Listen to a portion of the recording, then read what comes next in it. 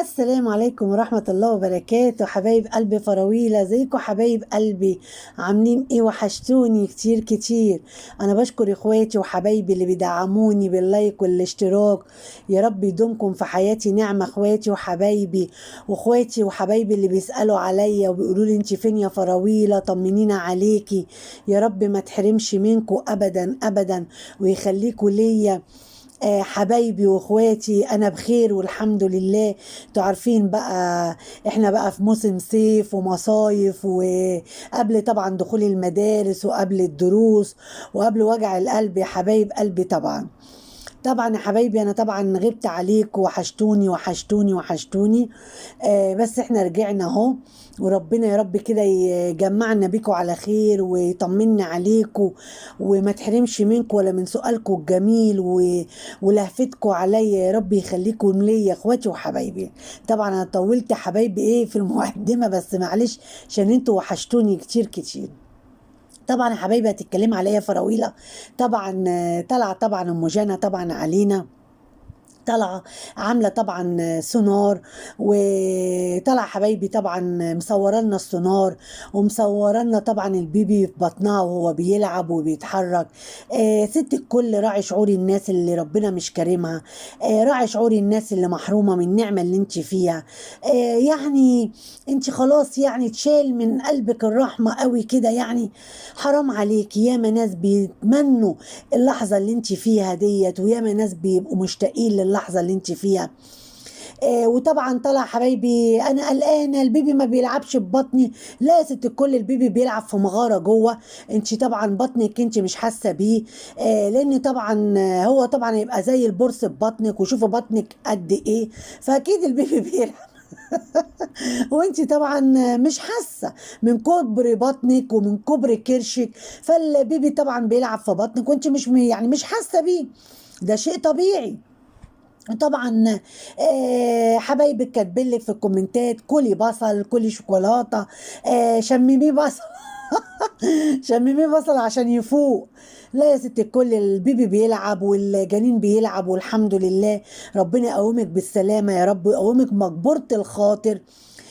ايا كان بقى، احنا متفقين مختلفين، بس طبعا الواحد ما يرضلكيش طبعا اي حاجه وحشه.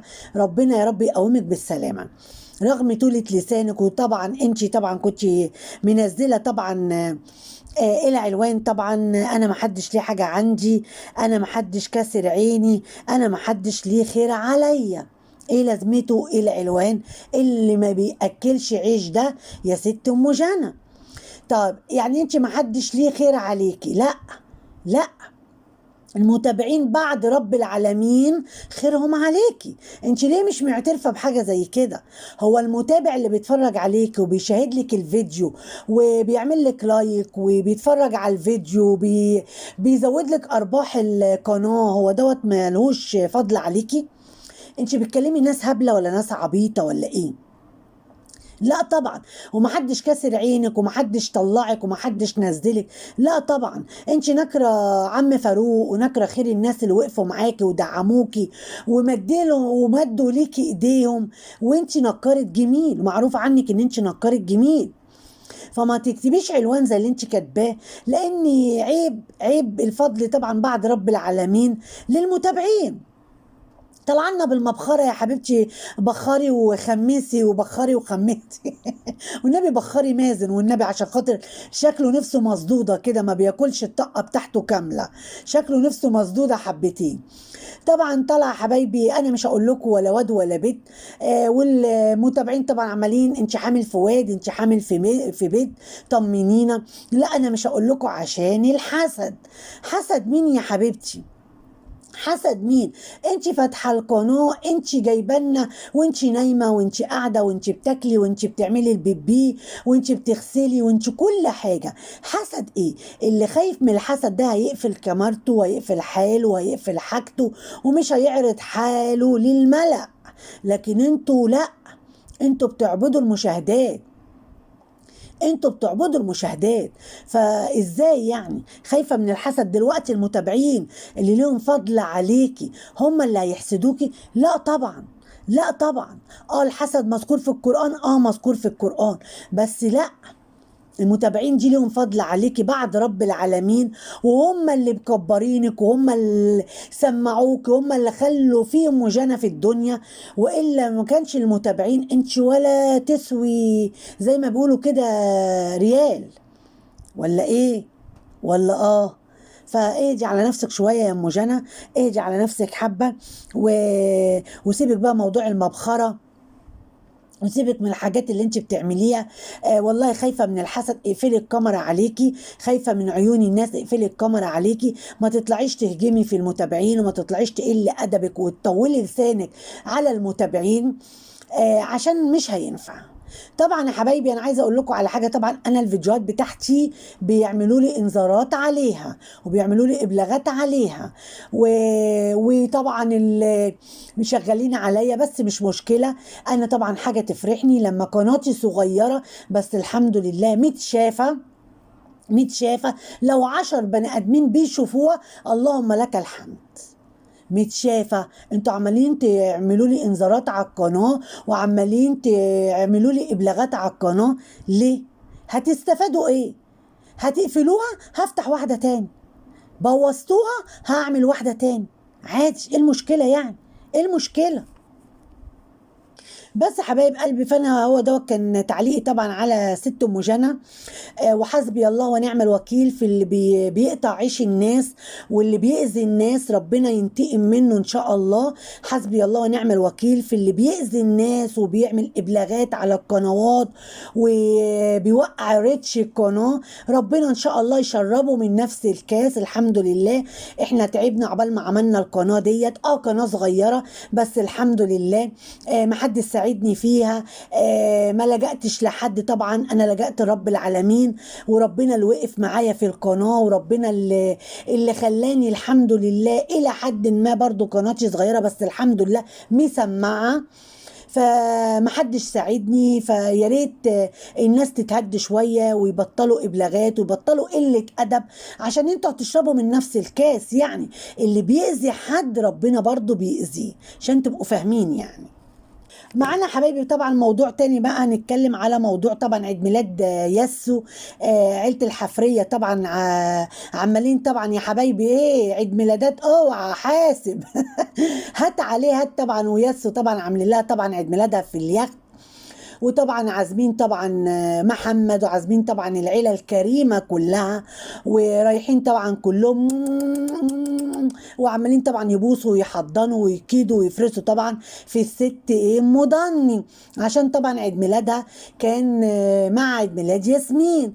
فطبعا الاستاذ ضني طبعا يلمع مين ويهشك مين ويظهر مين؟ طبعا الابله ياسمين. الله عليك يا بنت يا فراويله طبعا فطبعا يا حبايبي عامل لها طبعا عيد ميلاد، وعامل لها حفله. امه يا عيني، لا يا امه حرام، امه عايز يفحت لها تربه يا حبايبي ويدفنها حيه، حيه، عايز كده يدفنها حيه. وياسمين تسكت؟ لا والله ما تسكت. طالعه يا حبايبي تلقح بالكلام على الحاج ناجي. طب ما تخيطي بقك يا ياسو وبطلي تلقيح بالكلام، وانا لو طلعت مع احمد شيبه يا حبايبي انا هسوي الهوايل. وطالعه طبعا تتنطط على الكنبه بتاعت سعاد الغلبانه، بتقلد مين؟ بتقلد الصدوفه يا حبايبي يوم عيد جوازها لما كانت بتتنطط على السرير مع العرباوي فياسو طبعا تسيب اللقطه دي ابدا، والله ما تسيبها، الصرم والنار لازم تقلدها. وطلع على الكنبه تتنطط زي القرد كده بوزدري يا حبايبي. بتقلد مين؟ بتقلد ام لافا. طب اعملي منظر تاني، اعملي اختراع تاني، اعملي حاجه كده يعني تخلي المتابعين ينبهروا كده بالتصرفات بتاعك، مش كله كده نسخه بالكربون من ام لافا. غيري انت، خلي ليك انت محتوى، وخلي انت بتقولي ليكي كاريزما، وانت خفيفه الظل وخفيفه الدم، وانت اللي مفيش منك. طب اعملي لنا حاجات نفوجئ بيها، ولا انتوا مش معايا حبايب قلبي؟ وطلع طبعا يا حبايبي تتنطط وعامله عمايلها. وطبعا الحاجه امونه طبعا عامله كمان عيد ميلادها، وطبعا لما العيال الصغيرين بتوعت العيله، وعماله طبعا تترقص كده بولد صغير. وطبعا ياسمين عماله تترقص في اليخت، يعني بص عيله كلها مرقصه عيلة كلها مرقصة يا حبايبي، الغيظ معاهم بالمرقصة، هم يغيظوا ويكيدوا ببعض بالرقص والايه والهشتكة. والله العظيم ثلاثة، انتوا دماغكوا فاضية، انتوا عالم دماغكوا فاضية ومريحة، نفخ هوا دماغكوا دي. المهم يا حبايبي، تسكت ياسمين؟ لا والله ما تسكت. طبعا جايبه طبعا، كان طبعا في عيد ميلاد سعاد، جايبه لسعاد طبعا خاتم معفن كده صغير، خاتم اطفال. طبعا سعاد طبعا جابت لها طبعا هديه قيمه، وسعاد طبعا معروف عنها في الهدايا بتقدم هدايا قيمه وهدايا شيك وهدايا غاليه. لكن طبعا ياسمين عشان سحتة وبخيلة ونتنة، فجايبه لها طبعا خاتم اطفال يا حبايبي. شكلها غيرت الخاتم اللي كانت جايباها لبنتها، فزودت 300 400 جنيه وراحت ايه جابت لسعاد ايه خاتم اكبر شويه. المهم يا حبايبي، طبعا عملوا الاحتفالات وعملوا الفرح والهيصه، وكل سنه وانتم طيبين وربنا يجعلها ايام سعيده عليكم. بس يا ريت تبطلوا تلقيح بالكلام وتبطلوا كيد وفرصه في بعض، عشان المواضيع افورت قوي قوي قوي. المواضيع زادت عن حدها قوي قوي قوي معاكم. انا طبعا متابعه، بس طبعا انا ولا عارفه اعمل فيديوهات ولا عارفه اعمل بثات طبعا يا حبايب قلبي. بس يا حبايبي، وطبعا راحت طبعا صدفه كانت بتصور عند المداح، راحت جابت طبعا لسوسو حبه حاجات من عند المداح، هديه عيد ميلادها. طب تطلعهم لها وتقول لها كل سنه وانت طيبه يا سوسو يا غلبانه يا اللي صاحبه الواجب يا اللي ما فيش منك اتنين؟ لا والله، استخسرت تحط على رجليها حبه ملح وتطلع تعيد على اختها. بعتتهم مع مين يا حبايبي؟ بعتتهم مع الدليفري. مين الدليفري؟ الحاجه بطاطا. ودت لها طبعا الهديه بتاعتها مع الحاجه بطاطا. طب عيب يا صدفه، عيب. الست بتقدر الصغير والكبير، والست بصراحة ربنا جمايلها مغطياكوا. عيب جبت لها هدية طلع لحد عندها، ما تكسريش بخاطر اختك، اختك غلبانة، خبطي عليها كل سنة وانت طيبة يا سعاد وعقبال مليون سنة، وخدي الهدية بتاعتك. مش لازم توصلها لها عند طريق دليفري الحاجة بطاطا. المهم ربنا يهديكوا لحالكم. طبعا سعاد طبعا اتقمصت وزعلت، اصل سعاد طبعا قموصه حبتين ثلاثه، بس هي من حقها تتقمص طبعا لما تقدر الكل، ويوم عيد ميلادها ما تلاقيش حد مقدرها، فمن حق سعاد تزعل. ولا ايه يا حبايب قلبي؟ ربنا يهديهم لحالهم يا حبايبي، وربنا يجمعهم كده دايما بصافي نية وبنية صافية، وبلاش الصفار اللي جواهم دوت. والله باين عليهم قوي قوي قوي ان هم متجمعين كتف مضني وفلسفة مضني، واحنا عارفين ان ما بينهم وما بين بعض بلاوي سودة بلاوي سودة. بس هم طبعا لازم، المخرج عايز كده يا حبايب قلبي، المخرج المخرج عايز كده، لازم يطلعوا باللقطة دي عشان خاطر يكيدوا في الست ام ضني ويفرسوا في الست ام ضني. طبعا يا ست ام ضني، انا طبعا ليا طبعا عليك عتاب. سيبك بقى من ياسمين واللي بتعمله واللي ابنك العاق بيعمله، سيبك من كل المواويل دي. انت طبعا حطيتي ايدك في الشق وقلتي خلاص ادعوا لي ربنا يرده ليا وربنا يهديه، وانا ما احبش حد يقول عليه عاق، وانا والحديد التانى. طب يا ستي احنا كلنا سكتنا وشدينا بلاستر على بقنا. انت بقى شغاله طالعه بقى بفيديوهات، ومطلعه بسمله طبعا تتكلم، ومطلعه طبعا الولد الصغير طبعا ابن حلزة يتكلم، ومطلعه ام اميره من ورا الكاميرا تتكلم، وطالعه طبعا تحكي وتشكي وتحط السم في العسل من تحت لتحت. ما تخليكي زي ما انت، وخليكي على مبدأك، وخليكي على اللي انت ماشيه فيه يا مضني. احنا قلنا انت خلاص استعوضتي ربنا، وربنا يرده ليكي ان شاء الله باذن الله كده على خير.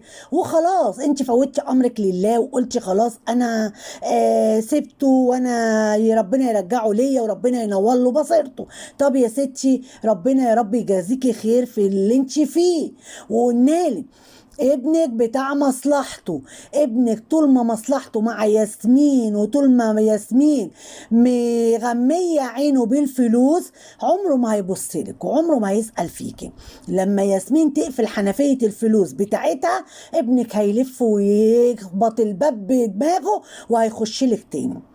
زي ايام لميا كده وايام الميسيو لما كانت ياسمين داس على ياسمين وداس على ابن وداس على الدنيا كلها، وبقى عاجبكم كده، وضني راجل كده، وضني بيعرف يأدب كده، وضني فضني ده عيل هلهولة، وعيل طبعا ملوش 30 لازمة، وعيل دلوعة طبعا، مش راجل، عشان هو لو راجل هيبقى قد المسؤولية وهينزل يشتغل ويتعب ويشقى، مش هيستنى الحريم تصرف عليه إذا كانت لمية ولا غيرها ولا غيرها ولا غيرها. طبعا أنا مش عايزة أذكر حد، بس زي طبعا ما ضني طبعا كان بيستنفع من لميا، كانت انت يا ياسمين برضو بتستنفعي، وكنتش بتبعتي بعت صور طبعا بقمصان نوم الله اعلم بعتها لمين، ومصوره نفسك. يعني المهم ان انتوا عيله كلكم متلخبطه، وعيله كلكم مش مظبوطه على الدغري يعني بصراحه ربنا.